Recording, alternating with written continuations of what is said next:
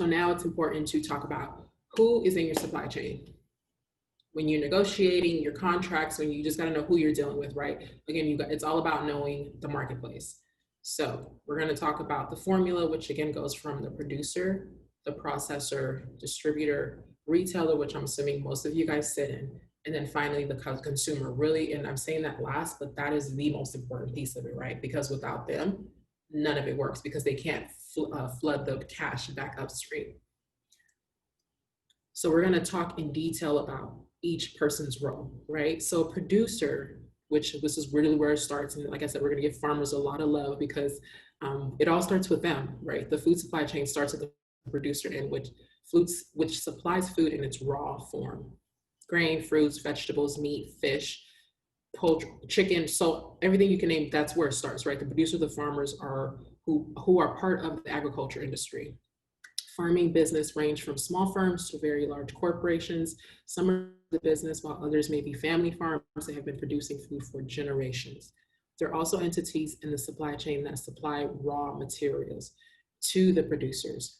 These input suppliers are generally large global companies with a lot of power in the chain, okay? As margins for producers within the food supply chain are getting smaller and smaller, an increasing number of farmers are now growing what they can sell at a good price in order to have economic sustainability. And I'm sure you guys, I'm not sure, well, we can talk about that during Q&A, if you guys know any farmers and any of the heartaches, but it all starts with the farmers, right? With the raw land. That is how we get our food. Well, some would argue that, but, and then we go on to the processors. Processors, in short, is food manufacturing. They are the entities in the food supply chain that transform the food products supplied by the food producers into products that meet consumer requirements. So this stage in the food supply chain will either prepare fresh foods or basically CPGs, right? So CPGs meaning consumer packaged goods. So the processed foods, the things that we eat a lot of in America, that's what they do in this stage. So again, food processors need to work very closely with the downstream, right? Downstream, actually going this way, supply chain, which make up the entities that take the processed food to the consumer. All of this is going straight to the consumer, downstream. We'll move it to the consumer. How do we get it there? And then remember, cash flows back upstream. Distributors. Now this part, we're gonna get a little bit more focused, because I believe that you guys would interact a lot with distributors, right? So distributors are companies that act as the link between producers, processors, and markets. The distributors source either fresh produce, right, or processed food from processors, and is distributed through various channels to reach the final consumer. These channels are either retailing companies or other processing companies, for example, restaurants, right, which provide the product to the consumer. Distributors generally buy in bulk and use an infrastructure of warehouses, distribution centers to deliver the products as and when required downstream in the food supply chain.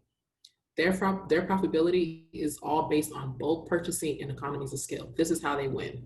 So again, when you go to negotiate, you got to know what's their strategy, how are they thinking, so that way you can figure out how you guys can exchange value, right? So this is important to understand exactly what does it mean to be a distributor.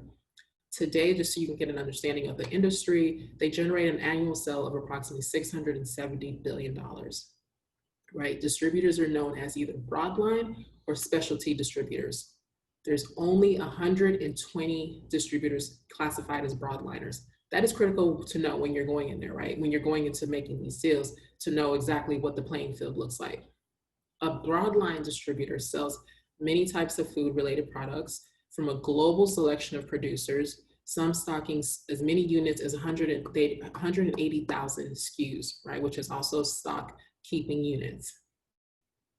As they receive orders from food service companies, they break up these bulk shipments. Individual orders are built and then delivered to the appropriate food service company. Specialty distributors sell category-specific items like beverages, locally grown produce, live seafood. So they're basically focused, and I call it niches and the riches, right? So they're very niche focused, specialty distributors. So case study would be like Cisco, US Foods. They dominate the market. as far as distribution goes. And this is pretty much an illustration to show you, okay, who are some of the distributors, right? Cisco, again, US Food, Performance Food Group, Gordon Food Service of America, and they just tell you the ownership. That's also important to know, right? So Cisco is the only one that's actually publicly traded. Everyone else is privately held. What does that mean? You want to start asking questions when you go into these scenarios. And then the same thing, you have someone from sales, they do the fulfillment, you place the order, they move it, you get it. It's as simple as it gets, but this is what it means to be a distributor. And you understand, okay, if I do distribution, how does that really work, right? So my question now, I want it to be interactive. I wanted to see if anyone actually currently uses a distributor.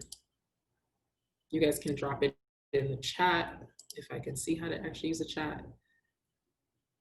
Let me see, hold on. Maybe not. Okay, maybe we'll just, hold on. I think I see the chat. You guys did not.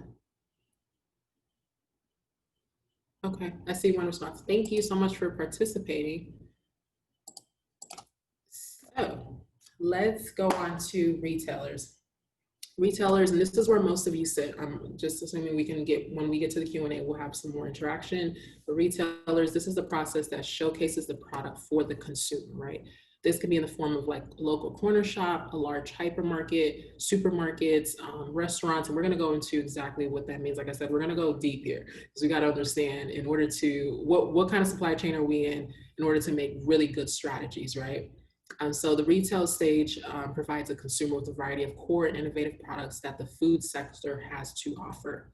It is a highly competitive industry where food processors compete for shelf space in the retail environment, and the retailers compete among themselves to attract more customers, right? So they're always going to be trying to differentiate between price, service, and of course, never compromising on quality, right? So very big thing you'll hear in supply chain back in the day used to be, how can we cut costs? How can we cut costs, right? It went from procurement, it went to purchasing, now supply chain, that's new buzzwords. But either way, it's not just about cutting costs. We're very, very much focused on how do we deliver the things to our customers, right? But never compromise on quality. That's non-negotiable. So always keep that on the forefront of your mind as you guys are negotiating the deals. And then just be mindful that consumers have a wide choice of retailers, right? So you got to make sure that you, again, know your audience.